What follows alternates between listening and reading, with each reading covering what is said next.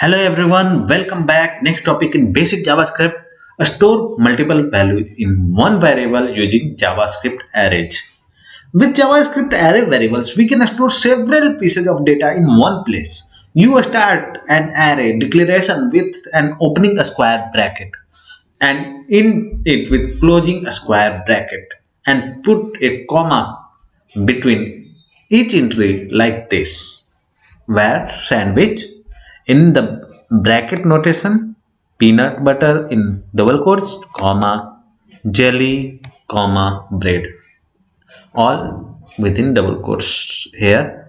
But it isn't important. The important part is that it should be wrapped inside this bracket to be formed as array.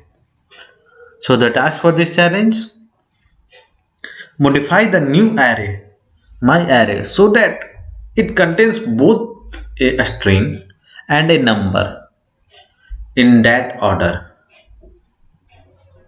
So a string and array both. So just hello and number. I think any number should do 78. So run the test and it's successful. Download my solution and thanks everyone for watching. See you in the next video. Till then, bye bye.